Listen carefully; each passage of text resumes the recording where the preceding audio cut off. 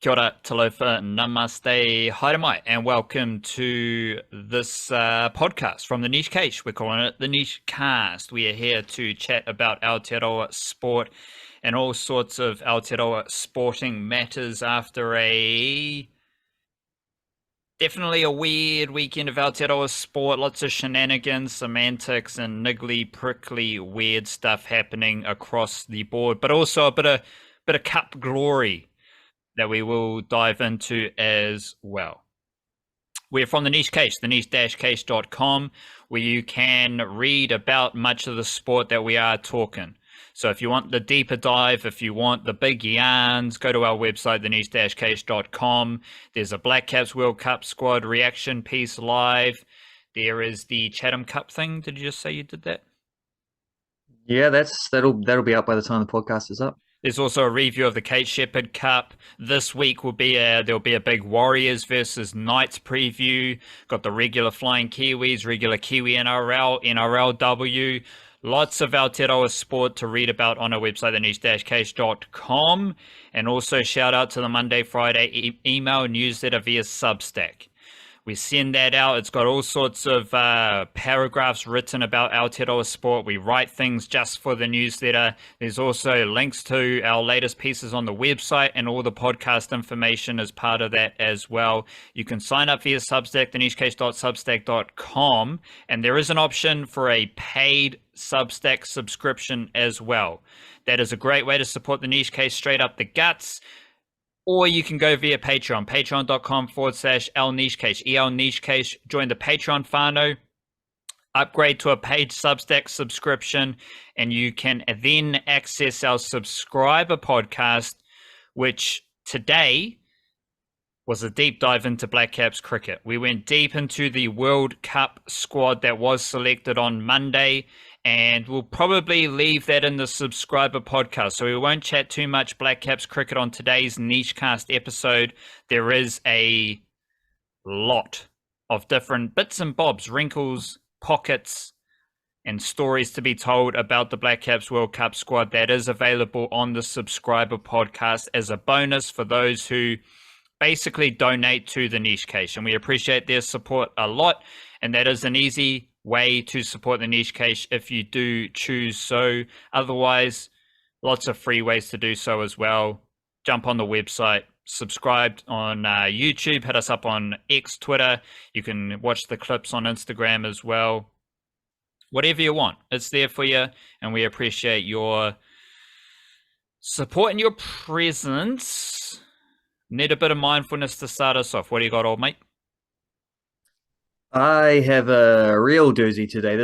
I was listening to a podcast last night while I was trying to get to sleep, as I often do, like just chuck something on to sort of fade off to in the background. And then that particular quest, the falling asleep quest, kind of took a wrong turn because they said something on the podcast which like set me up. And like that's good. I got to write that down. I'm going to use that for mindfulness tomorrow. The quote that it was is from a fellow called Blaise Pascal, who said he said something in French, but translated into English, it reads, all men's miseries derive from not being able to sit in a quiet room alone.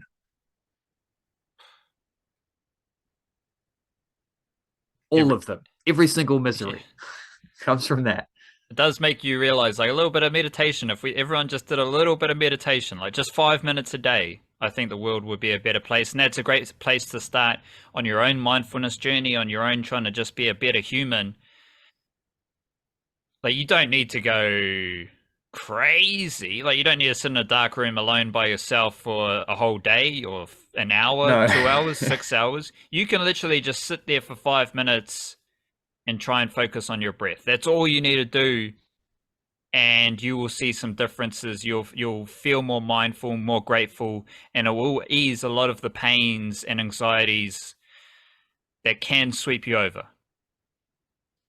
Yeah, you don't have to be a prisoner of war and hang upside down quietly in a dark room for 24 hours. None of that. You just nice and simply have like I don't know. I just wonder because the way he frames it, it's not like the usual way we frame a lot of these mindfulnesses, whereas this is a thing that will make your life slightly better. This is like the opposite kind of angle that he takes, where he's like, all men's miseries derive from the fact that so many people can't do this, which is kind of just saying, like, I don't know, it makes me wonder how many bad decisions that get made every single day because people are not just comfortable with their own selves or their own thoughts, or they have like emotions that they don't give themselves the space to work through. And meditation works through that, just a nice and simply way of saying, like, sit there, deal with it until you realize it doesn't actually matter, and and it's like you don't cope. It's not like a cathartic kind of movie version thing where I was feeling really angry and I sat and meditated and it solved my anger. It's like your anger doesn't get solved, it just dissipates. Like it suddenly doesn't matter anymore. You realize, oh wait, I'm effectively choosing to be angry, so therefore I can just choose not to be angry.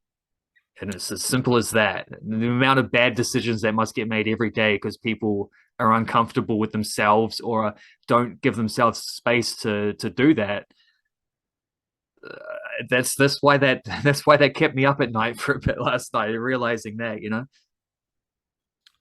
Those negative thoughts, they dissipate like Finn Allen from the Black Caps ODI. Ooh. First 11. He's you mean they come back for a very short stint the next day? And then get out for dark. That's the thing. Like negative thoughts, the anger, the frustration. They do. They don't like vanish. I don't know if there's a difference between dissipate and vanish, but they don't disappear because they're still there and they'll pop up again. Just like Finn Allen. He's out of the first 11. He's out of the World Cup squad, but he's back in the first 11 to play England. So shout out to him. We did dive deep, as I said, into Black Caps World Cup antics for the subscriber podcast. And we discussed that a lot of those crucial, notable headline selection decisions like Finn Allen. Did you watch the All Blacks lose to France? Well, I don't know. I did and I didn't. It was a complicated morning. So I didn't watch the start of it because actually what I did is I woke up earlier, just accidentally. I just woke up at like 5 a.m, needed to go for a piss or something, got up, took a leak, went back to bed and was like, hey, wait, the Black Caps are on. Chucked it on my phone to fall back asleep to, ended up just watching the rest of that innings because the first ball I watched was Henry Nicholls leaning back and edging one to slip. This was the first ODI. They didn't lose another wicket after that. It was just Daryl Mitchell and Devon Conway being amazing. I'm like, well, I'm not going to sleep through that, especially when Daryl Mitchell started teeing off against Adil Rashid. That was brilliant. It was amazing. So I was in a really good mood. And then the All Blacks are on, and I missed the start of it because I was just doing like morning catch-up stuff. Who played football overnight is basically what I need to do when I wake up, check through my apps and which flying Kiwis have done stuff. But then I got up, I watched a fair bit of it, and then I did have to go out briefly. It was the last game of football that day, and I needed to buy some bloody hot dog buns for the aftermatch. So I was listening to it on the radio, and actually my main thing coming from it was because it was on SENZ, and they had Dan McCarty doing the commentary as the lead man, but of Justin Marshall on comments, which is funny because that was when I realized he's not on the Sky team. Which apparently was a big kerfuffle, and I didn't pay attention to that. So the main thing I was thinking of while I was driving is, even though the All Blacks at that point, I kind of thought they were going to come through and win, but at that point I was thinking, my main thought was like, Dan McCarty is really good at radio commentary. Like, he's done football stuff. I've heard him on Phoenix games. He was doing some World Cup stuff. I've heard him do plenty of cricket, including with he was popping up on the BBC as one of the home guests when England were here last time. He's doing some TMS stuff, like he was, I've heard him do rugby league. I'm like, that is a proper broadcaster right there. So shout out to Snake. Like there's a dude who knows what he's doing, including because it's a Rugby World Cup on a broadcast in New Zealand, something you don't have to deal with in those other sports, but just like the product placement. It's like, France have kicked another penalty. It's now, I don't know, 18-16 or whatever on the Bunnings New Zealand scorecard, brought to you by Bunnings for all your home hardware needs and all that kind of stuff. So that was the journey I was taking. But yeah, got back, watched the end of it, and they lost. So I don't know, but I was also buzzing because I'd watched Daryl Mitchell and Devon Conway be amazing, and I just am not as emotionally invested in rugby as I used to be, or as most other people are in this country right now. So, plus, I kind of feel when there's a Rugby World Cup in the same year as a Women's Football World Cup that we hosted and an upcoming Cricket World Cup, I kind of was like, uh, it's so I'll be honest to having maybe some of those negative thoughts that I should have sat in a quiet room alone with about rugby, just wanting to see it fail a little bit and enjoying it, enjoying some of the drama. But yeah, I don't know. I did watch a lot of the All Blacks, but I watched it in a very weird, unconventional way, and it didn't affect my mood the way it seemed to other people because I was just buzzing on Daryl Mitchell. Yeah, you gave us a lot of life story there. You gave us a lot. You Yeah, eventually came it's around. an interesting journey. You came around some mindfulness, Ethan, and I think we figured out some of your mindfulness issues. I was just curious about the perception of the All Blacks because, apart from seeing Adesanya do a midfield chip, and that was probably the greatest thing I've ever seen on a rugby field. So shout out to Adesanya. I felt like the All Blacks performance, and this is a bit of a diversion, like you kind of summed up our dark arts negative views about rugby there, but I do want to use the All Blacks as an entry point into this idea, and I was kind of hoping you'd actually drop some ideas about the game as opposed to your bun buying and whatnot. But yeah, there's some secret sauce in there as well. So it was a disjointed All Blacks performance. It was a bit like uncharacteristic in the sense that there were a lot of like penalties and errors, and if you give a good team like France that many penalties, they're just going to keep bagging the 3 points. That's how you win rugby union games. That's how you win big games of rugby union. That's usually what the All Blacks do. They build pressure, they look after the ball, they're not ill-disciplined. Whoa, that smelt like the Warriors against Panthers, and it also smelt like Israel Adesanya at UFC 293.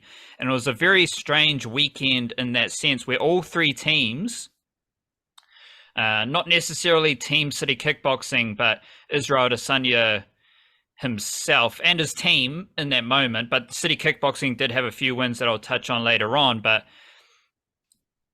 it just felt like all three performances were the same. And it's not necessarily like they were all bad performances. It was that they were abnormal performances. There were such clear diversions from what has made each of those teams and athletes so good. Like Israel Adesanya is putting up a similar pedigree like of the All Blacks. He has done over the last few years what the Warriors have done in 1 year and just keep winning. And they do a lot of winning. But all of those losses were major like detours from how those teams have won this season. And I'll start with the Warriors because it's just like we've talked a lot about how the Warriors go about their footy in the NRL. And it was like I'm still trying to like piece it together where, well, for starters, there's no Shaun Johnson. We know if you don't have your Dally M caliber player, you're going to struggle to win.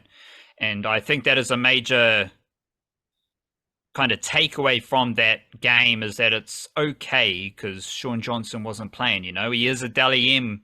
He is in contention to win the best player in the NRL. And if you don't have him, you might struggle. I'm going to try and not go deep into what I was like, because the commentators were going crazy in that Warriors-Panthers game. Like, big up Nathan Cleary, and, well, Shaun Johnson isn't playing, Like, he's the guy who might win Dally M, but he's not playing, But the Warriors, we've talked a lot about how they play their footy, and they basically lost that game because they weren't doing anything they've done this season as far as their best footy goes. Like, they've won so many games this season. They've put themselves in a position to have a home final against the Knights this weekend because they limit their unnecessary penalties, because they are disciplined, because they do complete their sets. They do get down the other end of the field, get a They force a dropout, get a repeat set, build the pressure. Against the Panthers, the Warriors were given away some very weird, bad penalties, like such blatant penalties that haven't happened all season. I can barely remember a crusher tackle that the Warriors have done. And suddenly Tohu Harris is literally offering a explainer of what a crusher tackle is. Like, Tohu Harris, of all people, did the worst crusher tackle I've seen this season.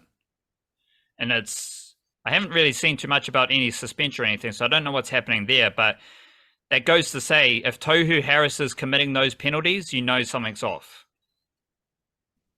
Let alone just like how the Warriors barely had any possession down the Panthers' end.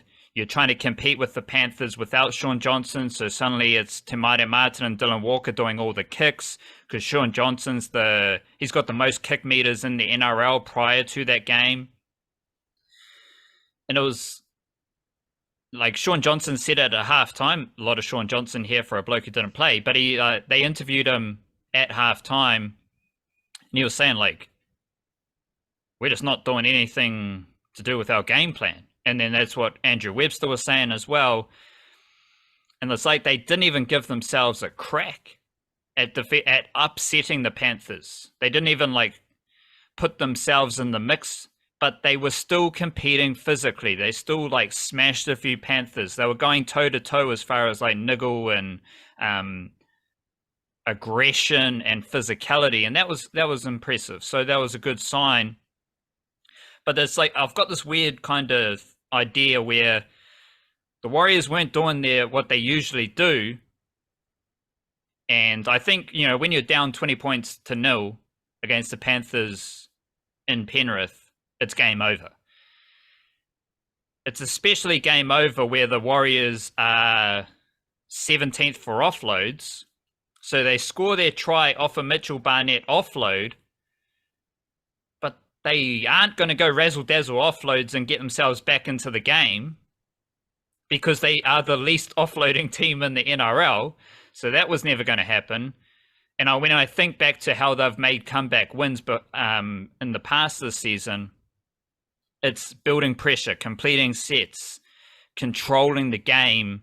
And you can do that against the Sharks. You can't do that against the Panthers. That's why I thought it was game over 20-0. But then there were another instance where, like, all season long, the Warriors have put up those bombs from Shaun Johnson, and it is different when it's Dylan Walker or Te Maire Martin. And all season long, Rocco Berry, for example, if he's chasing on the right edge, he's not going to compete for the footy. He lets the player catch it, and he smashes them. It's happened all season. And the commentators basically wanted the Warriors to start offloading like crazy, throw the footy around. Well, they haven't done that all season. And they threw out this idea about competing for kicks. But they said it after the Panthers had done a chip kick, which is specifically designed to be a competitive kick. But yeah, the Panthers, they do well at all the small details. They do rip in. They are very professional. They're always on side. They're always competing for kicks. Like, they do those details the best in the NRL. But the Warriors have shown all season that this is what they do. They let you catch it, they smash you, and then they smash you again. And they drive you back again. And they do it again. And they were doing that against the Panthers pretty well. But that is like a summary of these two ideas working against each other, where the Warriors took major diversions from their game plan, which basically lost them the game. But at the same time, they were also keeping to their style of footy, which essentially restricted their ability to come back in the game. And it was like, you just want to flush the dunny and get rid of that performance, because it was so strange and so weird. But I'm just trying to like sort through those details and those observations and make sense of like who this Warriors team is, how they play their footy. And I think I've settled, like, they aren't going to offload. They're probably not going to compete for those bombs from like halfway. but they can win games in other ways. It didn't help them make a comeback against the Panthers, but I don't think none of that's going to matter for the upcoming game against the Knights. But it was a very, all of which just gets thrown into this crock pot of like, what's going on here? Like this is just not the Warriors that we've seen all season. Yeah, I made a note of the offloading things quite early in the game because I knew they were low on offloads because we've discussed that enough times. I noticed they were trying to flick a few of those out, and I wondered if that was a strategy. It had to be a strategy because I don't think they're just going to start doing that. And it's not like it only began when they were losing by 20 points and starting to freak out. They still average 7 offloads a game as the least offloading team in the NRL. So you can still, there are still 7 offloads. I think they finished with 10 offloads, which is slightly above average. Yeah, and I wonder, I don't know when those offloads were, but it did feel, I did have a feeling like early on, like perhaps this was a little bit of a strategy. I wasn't sure if that was a strategy to play the Panthers or if it was a strategy to play without Shaun Johnson. Like, it might have been something where you don't have his creativity, you got to find it somewhere else. Or it might just be like, because there's the thing about the Panthers and the Warriors, have a coach from the Panthers system, and they play a very similar style. And this is, it's that Panthers light thing we were talking about last week. You can't beat a team by turning up and doing a slightly worse version of what they do so well. You can't be an imitation of them and beat the original. That's not going to happen. So perhaps they felt they needed to mix something up. But I mean, also just that game plan is like one of you mentioned one thing they're very good at is the kick chase stuff and like those bombs. Those are Shaun Johnson's bombs. It's not the same when he's not kicking those. And also the repeat sets, like kicking into the angle. Well, that's Shaun Johnson as well who does that. And as much as we don't necessarily like, he's going to win the Dally M probably by doing quite a different way of playing than what he did the first time he was at the Warriors. Like you're still not seeing the old Shaun Johnson where people used to say he's just got to run the ball more often. It's like, let's get on that step. It's like he uses his run to set up his passing and kicking these days, which is beautiful. Like that's how a halfback should play. That's controlling the game.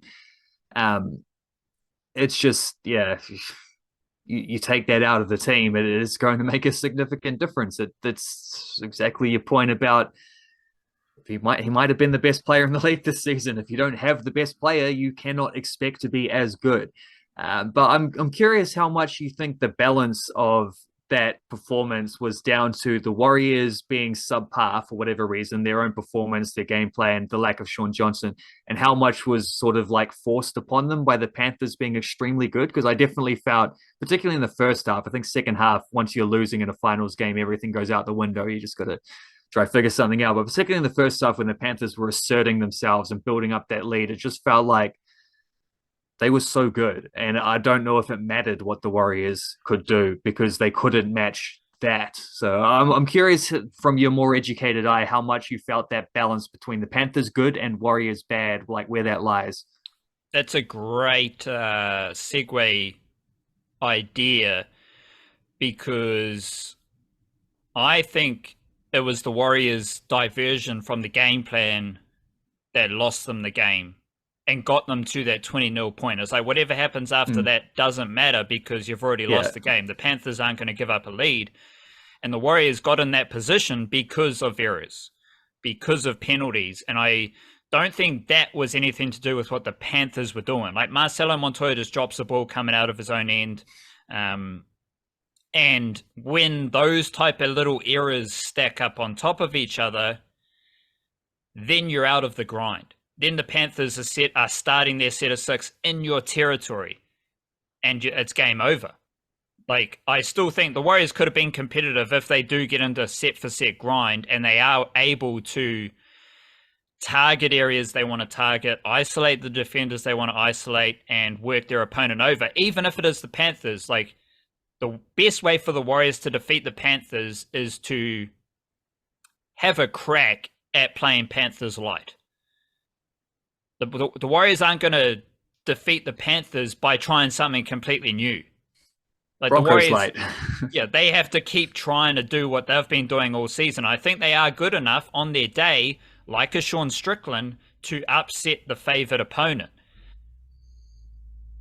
The Panthers made a few errors in the first 15 minutes as well.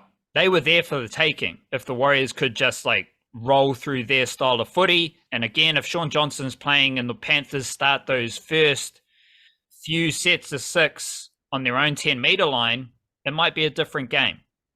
But the Warriors couldn't get into that rhythm, and I think that was part of that fits into this wider idea of just the All Blacks and Israel Adesanya being off rather than something the Panthers were doing. And it is very similar to Adesanya because like Sean Strickland, he's a good fighter. He's competing for a UFC title bout, and he's now the middleweight champion. He's basically the Warriors in this example. Like, the Warriors are a good team. They're not the best team. Sean Strickland's a good fighter. He's not the best fighter. He's actually the best fighter right now, though. He's the champion. Sean Strickland was doing a few things to put Israel Adesanya off, but anyone who's watched Israel Adesanya over his career, like, you knew that version of Israel Adesanya was not the same dude who's fought, X amount of times in the UFC. There was something clearly off with Adesanya and how he was connecting with the coaches, Eugene Behrman, the City Kickboxing staff. Like, he wasn't able to do the things he wanted to do. And Sean Strickland plays a part in it, but right from the opening battle, whatever it is, Adesanya's rhythm, his grind, his flow, it wasn't there. It wasn't there for the All Blacks. It wasn't there for the Warriors. That's what makes this all very strange. And like the Warriors against Panthers, if Adesanya's stuff isn't there, if he's not landing the leggy, if he's not landing the doosra, if he's not working through his variations, to use cricket descriptions, parlance, then the opponent gets confident. Then they can start doing what they want to do. In the same way, I'm kind of mixing up my comparisons here, but like the Warriors were off, so then the Panthers settle into their grind, game over. Adesanya's off, so then Strickland settles into his flow. Based on what I've seen from those two, I've seen a lot of Warriors footy this year. I've watched every fight of Adesanya's career. I've talked a lot about Adesanya. Those two specifically, like it's a bit more murky with Ian Foster and the All Blacks and that kind of era of the All Blacks rugby. But from what I saw, it was just a weird situation where the Warriors and Adesanya couldn't do what they wanted to do, and so that brought the opponent into the game. Obviously, the Panthers are the best team. Like it's not like a crystallization of this idea. I'm just like processing it, and it was just like both were clearly off from the start, and I think that's a positive moving forward. It's a positive for the Warriors. It's a positive for Adesanya and how they move forward, because it was so random, so weird, so everything I said about the Warriors' diversion away from their game plan. Adesanya didn't even get to like step 1 of his game plan. In the same way the Warriors didn't even get to step 1 of their game plan because they couldn't complete a set. Like Adesanya's whole thing about building layers of striking, like do this feint to get this strike, do this strike to get set up this feint to then land this strike. And then suddenly I've got another fake and another strike that he hasn't seen before. Adesanya usually takes the first round to kind of process, set those things up, lay traps, lure the opponent into some situations they don't want to be in. He couldn't even do step 1. And like, respect to Strickland. Obviously, respect to the Panthers. Like, the Panthers are the best NRL team of the past 5 years. Strickland's now the UFC champion. But solely from the perspective of Adesanya and the Warriors, from the start of their activity, they couldn't do what they wanted to do. There was something off. There was some sort of disjointedness in their performance that basically threw away the chance to win. Yeah, it's tricky how that happens, because some of that is it is a snowball effect where you start a little bit off and then you get like you're trying to make amends, but you're going away from what you're doing and it gets worse and worse and worse, and like the errors compound, and it becomes a matter of handling pressure. And sometimes if you're up against a team as good as the Panthers, it doesn't take very much for that pressure to become really quite immense and a little bit insurmountable. I mean, at the same time, though, it's also like I don't know, like the pressure of the final situation, I suppose, has to be something particularly for the Warriors, less so for Adesanya, because I mean he's defended his title that many times that it shouldn't. The stage is no issue for him. For the Warriors, perhaps it was just a little bit, but I imagine Adesanya. I expect he's got a what do you call it? A rematch clause. Is that right? That's normally how it works when there's a champion up against a contender. Well, it's the UFC, so there's no clause. It's just whatever Dana White decides. Right. But the thing about Adesanya, he has lost 2 of his last 3 fights. Yeah. He did defeat Pereira but in then a he rematch, won in a rematch. so there is a high chance that if he gets a rematch against Strickland, he might get that win. But he has lost 2 of his last 3 middleweight title fights. So he might get the rematch, but like suddenly now you've got Carlos Ulberg, who is 3-0. He had a submission win at UFC 293, and he is the like most winning UFC fighter from City Kickboxing in their last 3 fights. Like I tweeted out like the results for all of City Kickboxing's affiliated fighters, like their last 3 results. Ulberg's the only one who's 3-0. Dan Hooker might be 2-1. I think Kai Kara France is 1-2. Adesanya is 1-2, and then you get to Blood Diamond and Shane Young, who had losses on the weekend. They're 0-3.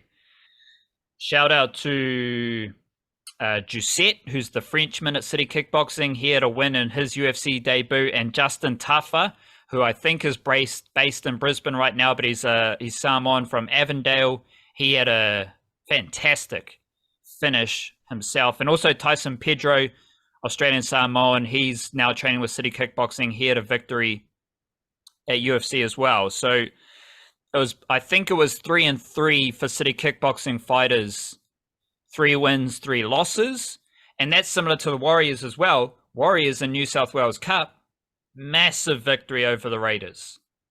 So it was like the headline was horrible. The headline act was so weird.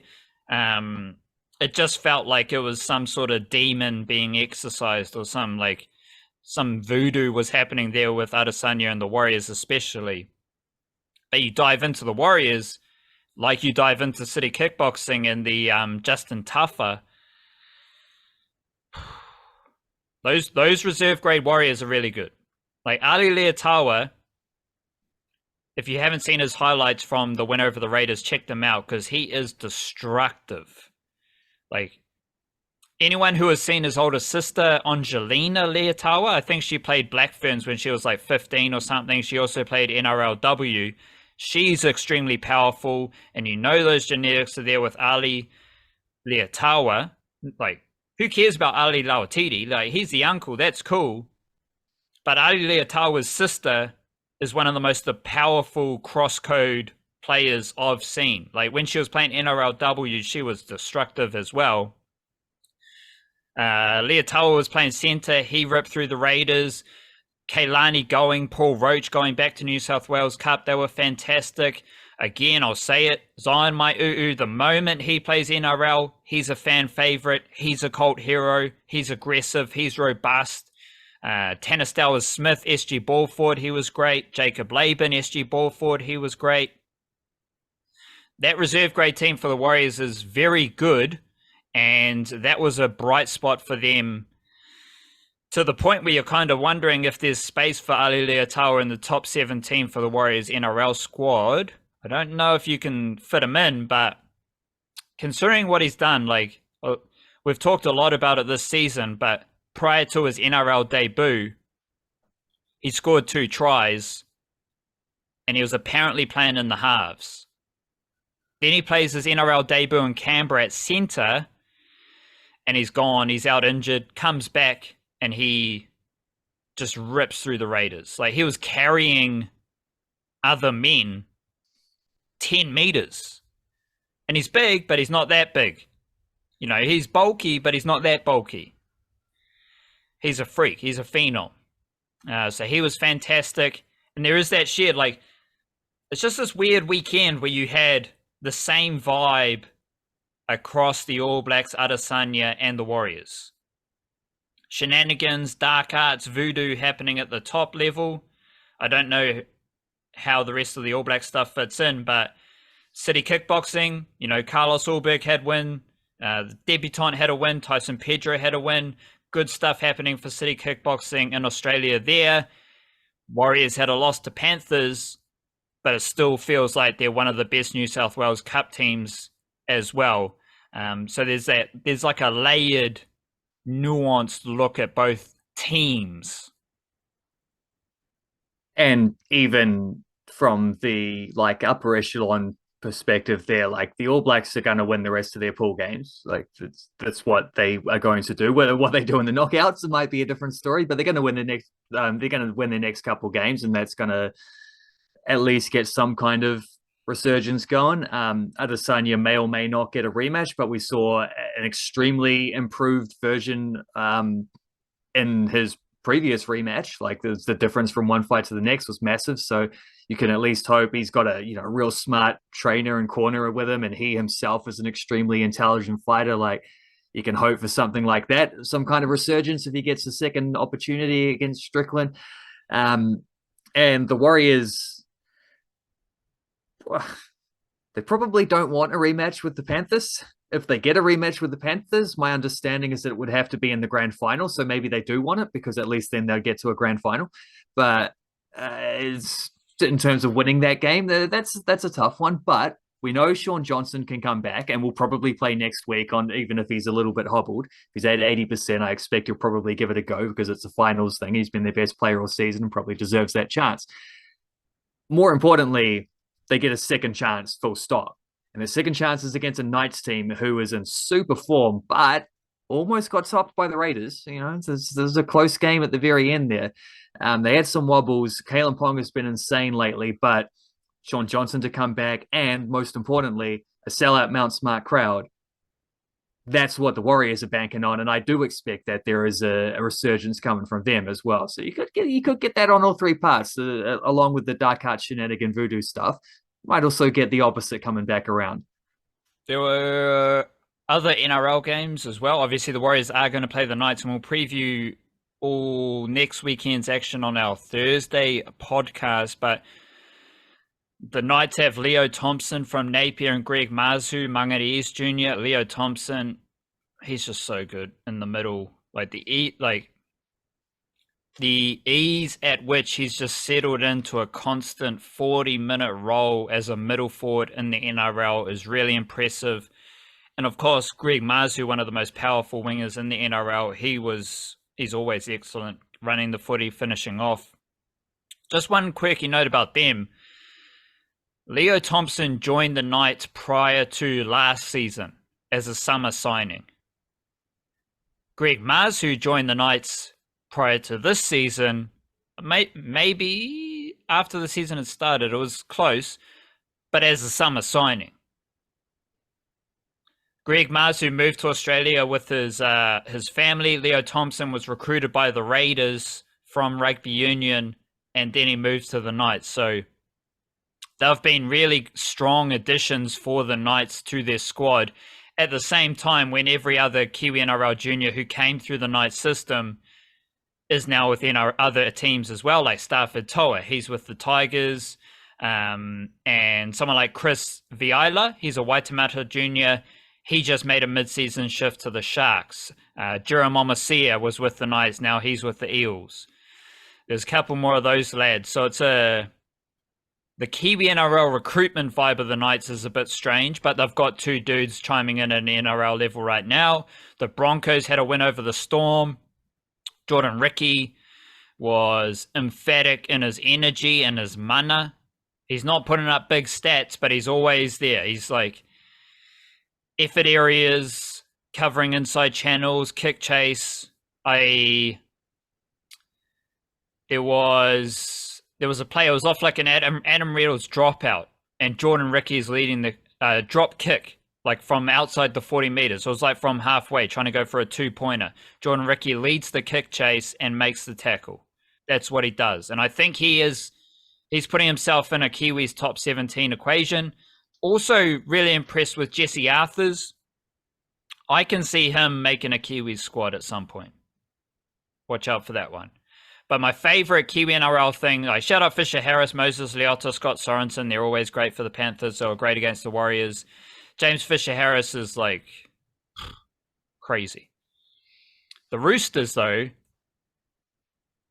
Fetalainga Ponga and Siwa Wong were fantastic in finals footy. Siwa Wong was like covering right center, doing everything, showing his potential that had made him one of the hottest youngsters below the NRL before making his debut. He only made his debut like 10 games ago. And now he's covering multiple positions for the Roosters in finals footy. And as I said in last week's podcast, Ponga, he could barely get a run at the Tigers. Now he's fast and he's powerful and he's playing for the Roosters. But also Brandon Smith is coming into a nice groove. There's no issues about his passing. That was a storyline from earlier in the season. No one's talking about that right now. And he's also like, he's finding a balance. Like he's doing a bit more kicking, but he's also, I think he had 7 dummy half runs for 70 meters. So all his dummy half scoots, he averages 10 meters. And that's really important when you've got the like funky halves and Sam Walker and Luke Keary who want to play with momentum. They want to play on the front foot. All halves want to play on the front foot, but they're not going to control the game with their kicking or their structure. They want to just play upbeat, fast tempo footy. If you got Brandon Smith scooting out a dummy half for the Roosters, 10 meters per run, that's easy. And he's been really impressive. He's playing big minutes. I think he's played over 60 minutes for 3 or 4 games in a row. As long as he's fit and healthy, he's the starting hooker for the Aotearoa Kiwis. And I'd like to see him and the Roosters still go deep into finals because you've got like Joey Manu re-injured his hamstring, which is annoying. Wairea Hargreaves is still out.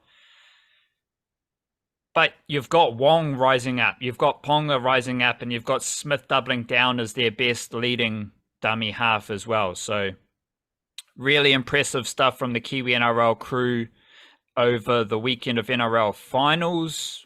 Any minor Kiwi-NRL observations from yourself?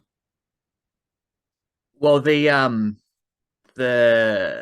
Brandon Smith backlash from earlier in the season felt like two things to me. It felt like, on the one hand, just a little bit of your standard anti-Roosters stuff. You know, he was a high-profile recruit for a high-profile team, so there was probably some people hoping that would fail just in general because it was the Roosters. It also felt like a lot of just impatience. It's like he's come from a team that plays quite a different way in the Storm to how the Roosters are operating. Like there's a natural adjustment that takes place, and that was never in any doubt, surely, by anyone with enough patience to let things last. Like, and what do you know? He's playing his best stuff towards the end of the season when he's had more time to make that adaptation. So shocking. Like, great rugby league player plays great rugby league for a pretty good rugby league team, who are hitting their straps at this point, where they, you know, the struggles the Roosters were having earlier on in the season are no more. Like they're getting back to where they ought to be, and that's a bit dangerous if we're in the finals footy. That'll be a cracking because I think next week they play the Storm, eh? Yeah, it must be Storm versus Roosters, and then Warriors versus Knights. And then I believe Warriors versus Knights, the winner plays the Broncos, and then the Panthers get the other one. I think that's right, but I'm not 100% on that. So, I mean, anything that anyone does in finals time, like this is the spotlight, this is the cauldron. Like anything that anyone does at this point of the season is legendary. And when you got dudes like, because I watched a lot of that Roosters game, and then also made a point of catching up the highlights afterwards as well, because it was a good game and I wanted to see the rest of it. I did notice old mate Swire, what's his first name? Swire Wong, eh? Siwa. It's the same as Tokiaho. Siwa Tokiaho. It's Siua. Oh, there you go. Siwa is pretty Australian, so I don't think it's quite Siwa, but I don't think it's also Siwa. It's not SeaWorld Wong, no. But you can. He is also known as Joshua, so you will hear Josh Wong thrown up a few times as well. But he's let's just roll with Siwa. If I'll just. So you finish your Wong point. Well, I was just saying he played really well. So he's really I noticed how well he played. So just the Kiwi-NRL notebook. Te Huranui Twiddle. He was really good at starting fullback for the Eels and under-21s. I think they've got another semi-final this weekend coming up. And that's interesting because last year he won the Queensland under-18 competition with South Logan coming off the bench. Then he was signed by the Parramatta Eels. He played fullback for the Parramatta Eels SG Ball under-19s. They won that competition. Now he's going deep into under-21 finals as well. At fullback for the Eels, Turanga Waiwai Jr., Keanu Kinney, Gold Coast Titans player, Northcote Jr. He scored 2 tries, and he had at least another line break in a big win for Burleigh over Wynnum in Queensland Cup. He only played 49 minutes, and he just blew away the opposition. So shout out to him. He's so fast. So bloody fast. And also Ken Mamalo, he scored a try. So shout out to him. NRLW, if you're looking for some player to follow in NRLW, can't go wrong with Mele Hufunga, Broncos center. She was an absolute superstar of the World Cup last year playing for the Kiwi Ferns. She's doing the same shit in NRLW in her first season. She's a line break machine. I think she's got 10 line breaks in 10 games. Or something like that. Maybe 8 line breaks in 10 games, something like that. She's basically good for a line break or a try every game. And obviously she is a tackle buster as well. The Titans, Georgia Hale, doesn't miss a tackle. She was good for the Titans again. And Niles Williams-Guthrie is really settling into rugby league after leaving Sevens. She's really good at centre for the Titans, and I still love the Raiders. Mackenzie Wiki is too powerful. She's just too powerful. She is so destructive at centre, but the Raiders also have Shael Robbins-Retty, really classy, silky centre, Madison Bartlett, Api Nichols, and Kirihatina Matua is fantastic at edge forward as well. Let's finish with some football. Cup weekend. Kate Sheppard Cup, we've got the clip of 15-year-old Ella Jerez, probably Jerez maybe. She scored the winner for Western Springs. There was another clip I put up. I love that Luca Lim goal, left footer. Yeah, that was nice. Far corner. He's only 16 himself as well. Yeah, I didn't want to write his age because he was wearing number 16. So when I searched Luca Lim 16, and then I looked at the video and he's wearing number 16. So I didn't go too deep into They said it on commentary. I took a note of a couple of the ones of, I think there was at least one other dude who was 16 in the team. My notebook here. Isaac Bates, who was one of the forwards, was also 16. And there's, for all I know, a couple of those other guys. I know for certain there was at least 2 or 3 other guys who were probably still teenagers for that Melville team. And Christchurch United had a few homegrown prospects themselves. They've got a pretty high functioning academy these days too. Very high functioning academy, starting to push through into national A grade teams. I mean, that was one of the cool things about that Chatham Cup final, was that you had 2 teams in an age where, like, the last decade, the majority of top footballers in this country have come from Auckland and Wellington. Like, Auckland has the strongest club set up because it's just got the biggest population, so the most depth.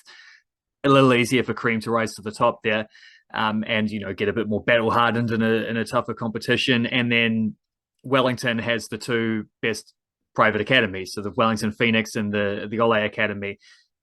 So a lot of players have been coming through those. When you're looking at, and the best way to judge this is just looking at national under 17s and under 20 squads that are getting named. A lot were coming from there. Here you had 2 teams that have a big focus on bringing through their own youth players as well. It's not like snapping up good young players from other regions. It's like these are guys from Christchurch, from Hamilton, playing for Christchurch United and Melville United. And these 2 teams made cup finals, right? Like, these are successful teams. Melville only finished, I think, 9th in the Northern League. They're a little bit up and down, but made a great cup run. And you can see why they were such a good cup team in this game, with just how committed and desperate and courageous they were, particularly defensively. And Christchurch United just been sweeping the board in the South Island this year. So it's like, it was a nice little balance of how that worked out to see 2 teams who were getting reward for good. It's not just like, do you trust your young players and chuck them in there? It's like, anyone can do that. Is how good are the young players? How good is the coaching? How good is the system to allow them to thrive? That, though, like, all of that, the bigger holistic picture there. It's like 2 teams that are just functioning at a high level to where they can rely on young dudes, and that's that's just an exciting way to see a grand final. With the women's final, though, that's just normal. Like, that's just normal. The women's teams are always a bit younger. You tend to see generally not 15-year-olds coming on scoring winning goals, though. That was a little bit different. And I did find out yesterday, Ella Jerez is actually from the mighty Northland. She's from Whangarei. She went to Whangarei Girls High School, I believe. I don't know if she still goes there. She might have transferred to Auckland to play for Western Springs, or maybe she just travels back in football season. I have no idea, but there you go. About time we need a there's been a nice little, it's not the case in men's football, but there has been a nice little run of Northland players in the football ferns for the last decade, and beyond. Maya Jackman's a Northlander from Kerry originally, but like Abby Ersak, Hannah Wilkinson, etc. Nice to see that production line is still coming along.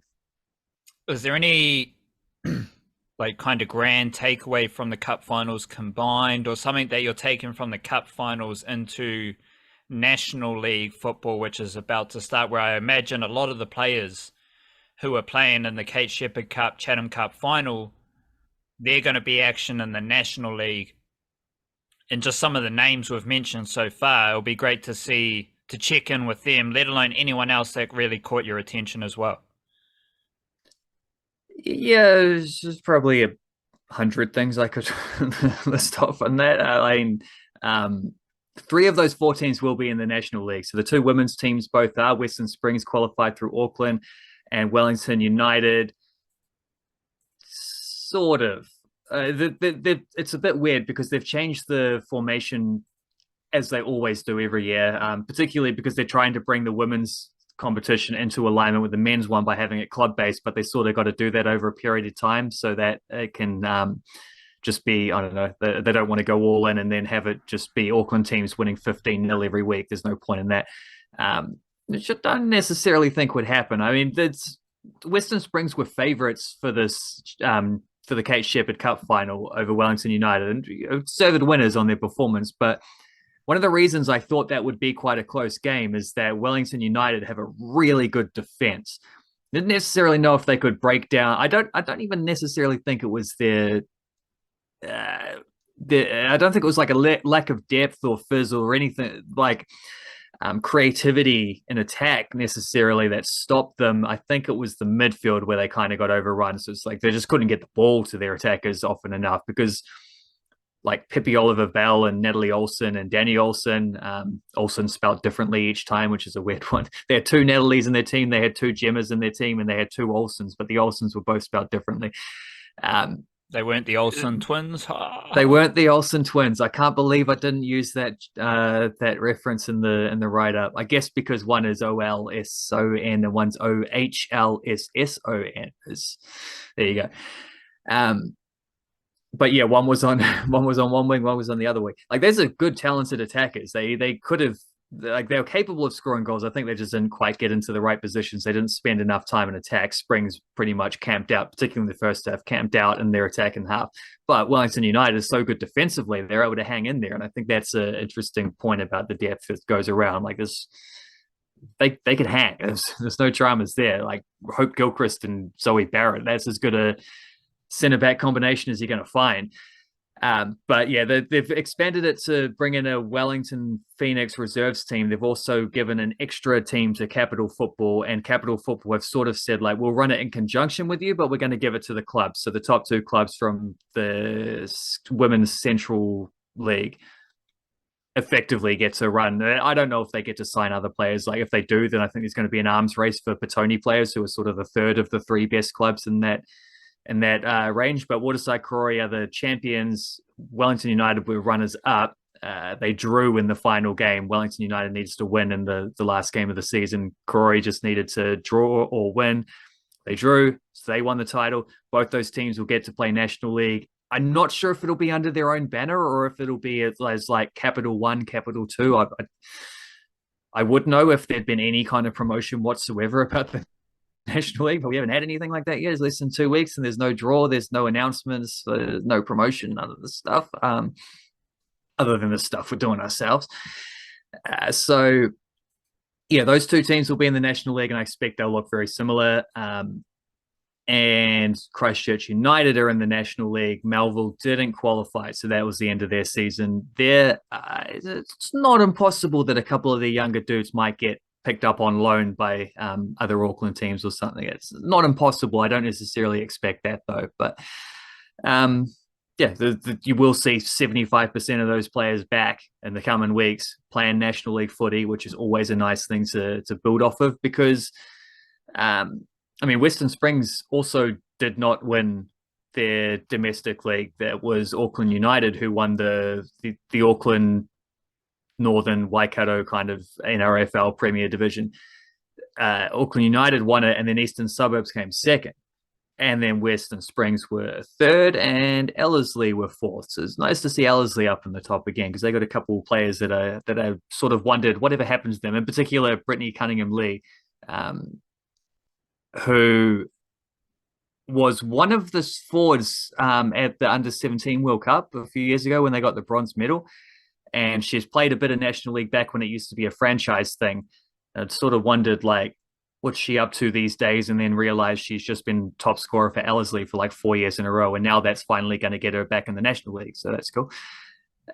But yes, the cup finals were both wild. I don't know if I've ever seen anything wilder, though, than Max Tommy, Melville United goalkeeper, scoring an equaliser to send the game to extra time in the 8th minute of stoppage time. And then to make it even better, because the goal itself was just like, it sort of hit a defender, fell in front of him, and he just chucked a leg out and flipped it over. Like, it's just right place, right time. But the way he executed that knee slide, like, he'd already run the whole way up from his goal box or whatever. He was probably defending a fair bit off his line at that point when they're rushing forward. But it already rushed all the way up into the penalty area. Then he scores a goal. Then he turns and does like a 40-meter sprint, and then a perfect knee slide. Like, he doesn't get better than that kind of knee slide. And like, has he practiced this, or has this just come out in the moment? Because it's just such a, like, the alignment was so perfect that he's just got the celebration on lock and everything. And he knee slides right into like a ball boy or a team, like some kid involved with the team who's just run onto the field as well. It was perfect. And it was a shame that they went on to lose from there. Although Max Tommy did get, he did still save one of the penalties in the shootout. He dove the right way for 4 out of the 5. He just, one of them he got a hand to. Another couple were just too good. Like he dove the right way, but the penalty was too good. And he still did get the Jack Batty Memorial medal, I think it is. So the Player of the Day award, despite being on the losing team, which from my quick count, I think is only the 3rd time since the year 2000 that's happened that a player from the losing teams got Player of the Day. And he deserved it. Like that wasn't just a consolation prize. He was unreal for them, but even aside from the goal, but in particular the goal, and in particular the knee slide. That's just the way that the domestic footy scene just keeps serving up amazing moments, which maybe aren't like the high functioning elite professional football kind of activities, but that's kind of what's beautiful about them. Is it's high level for it's high level for what it is, like the best stuff in New Zealand. It's also, there's still that element of grassroots, which is kind of endearing, and I don't know, man, that was just one of the craziest things I've ever seen. I was disappointed with the ref trying to hurry them up, though. Like, everything I've seen, any football game I've seen, after a goal is scored, everyone seems to just be comfortable with the fact that you take your time. Yeah. You go to any level of football, you score a goal, there's no like, yeah, mate, hurry your celebration up. Everyone just gives them space to do the celebration. You scored a goal, take your time. You can hug every single one of your teammates. You can do 5 different celebrations. For some reason, in that moment, where Max Tommy slides into, it kind of looked like an adult, to be honest. Well, I can't remember. Like a player or coaching staff. Might have been one of the young subs or something. They embrace. He slides into an embrace. Amazing moment. And the ref is right there to hurry them up. I've never seen that before in soccer, and it's kind of annoying because, like, I get annoyed when I see teams just celebrating for 5 minutes in football. And the opposition who concede the goal, they just have to stand there and cop it. And they're all standing waiting to restart the game. And the team just celebrates and celebrates and celebrates. In that moment, the goalie scores a goal, sprints 40 meters. Yeah. Executes the slide into an embrace, and the ref is trying to hurry them up. What's doing? Especially since there was barely another kick before full time. Like that's the game's over. You're going to extra time at this point. There's nothing to hurry for. Yeah, the whole point of like extra time is like you just keep track of the time that's wasted and add it on to the end. Like there's no need to hurry anyone up. It's ref's time. It's their discretion. Oh, it's disgusting. If this thing loads for me, I'll check who that was, because I just had a peek back at the clip. It was one of their subs, so I was being a little bit harsh by saying you look like a kid. I think it's just because he was crouching, he's celebrating, and also because their bench was super young. But it's refusing to load, so whatever. Whoever the number 17 was, apologies to that man. Based on what we know about Keegan Thompson. It was Keegan Thompson, the young striker. Well, he might be get on the bench at the end. He might be 15 years old, 16 years old for a win. I think he might be 17, yeah, something like that. He is one of their young dudes, so he is potentially still at high school. He wouldn't be the only one in that Melville team. There was also the final of the Tauihi basketball, and it's just finished there for this our Tuesday podcast. Tauihi National Basketball League for the women, and the Northern Kahu are the champions. I don't see Talia Tupaya on any of these on any of your notes here. So did she not play? She's been struggling with injury. She was dealing with a shoulder injury for the Tall Ferns. She was playing with a lot of strapping. She sat one of the games out. I don't know if it's the same injury that she's dealing with, but she did. She started the season and then hasn't really played since the first few weeks, which is a shame. But also, if you look at what the Northern Kahu did, best record through the regular season, I think they went 9-3. Then they went to the semi-finals over the weekend. It was like Saturday semi-finals, Sunday third and fourth playoff and final. They played the Mid-North Fight, won by 25 points in the semi-final. They played the Tokomainoa Queens, won by 26 points in the grand final. It's pretty emphatic. You chuck in a starting level Tall Ferns player on top of that. That's almost just not fair. But when she was playing at the start of the season, and since she got injured, after that was when Tess Madgen comes in, who's a very experienced Australian international who probably is far too good to be playing in this league, but is because I can't remember. I think she was teammates with Crystal Ledger Walker in the Aussie NBL last year, or something like it. Might have been Penina Davidson. There were only a couple of New Zealanders in the league last year. At least one of them played alongside Tess Madgen. I can't remember who, but they were both on the Kahu and they brought her over, which is some excellent. Like that's just cool for the league to get one of the best Australian players. Though it's like the year that Xavier Cooks came and played for Wellington Saints. It's like that's awesome. That's slightly different trajectories because Madgen's sort of like veteran towards the end of her career, and Cooks was moving up and has since gone to the NBA. But like it's still at the level that's pretty awesome. And yeah, I had a suspicion looking when the squads were announced that the Kahu were going to be pretty hard to beat, because you start looking at like you basically, when those things are coming out, you don't know who the imports are because no one's following college women's basketball that closely outside of maybe, I know I pay close attention to Charlie Ledger Walker's team, not really anything else unless there's a Kiwi there. But they just signed Amari Thomas, who I think scored 31 in the final. Who's their other import, American. 31 with a cheeky 11 rebounds as well. So pretty emphatic there. But when the squads are being announced, you pay attention to where the Tall Ferns players go, basically.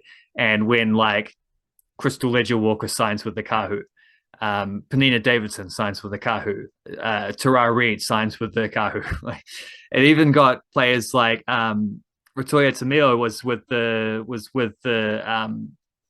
Ferns at the Asia Cup, wasn't it? She got 2 minutes in the final. Like there's someone who's good enough to make the squad for the national team is barely getting to go in the thing, because their starting five is just that good. Like final, Madgen scored 19, 10 rebounds, 5 assists. Ledger Walker, 9 points, 9 assists, 5 rebounds. Davidson, 16 points and 8 rebounds. Reid, 21 points, 11 rebounds. Like they smashed them. And a year ago, the first year after the rebranding, it was these two teams as well. It was Northern Kahu versus Tokomainoa Queens in the final. The Queens sprung a slight upset to win that one. So the Kahu, I think, safe to say, responded quite emphatically to that setback. They absolutely smoked the team that beat them in the final last year this time around, with contributions, sure, from a couple of very high quality imports, but also contributions from a few, first choice national team players as well, which is beautiful to see. That's what we want. We want to see the best Kiwi players who are available, like those who aren't at higher levels doing other stuff. If they're around, get them in the league. It's not a long league. People can come back in their off season before going and playing in Australia, which Tara Reid and Penina Davidson definitely will do because they're signed on. Hopeful of Crystal Ledger Walker getting back out. They shouldn't play a lot for Townsville last year, but that was for a championship team. So like maybe I don't know, maybe another team picks her up and she gets more minutes when she's not having to compete with the best guards in Australia. We'll see how that goes. But yeah, beautiful stuff from the Northern Kahu. That was a convincing championship from them. Beauty. We will wrap it up there. We will be back on Thursday evening with another episode of the Niche Cast. Big up yourself. Kia kaha. Stay beautiful. Church.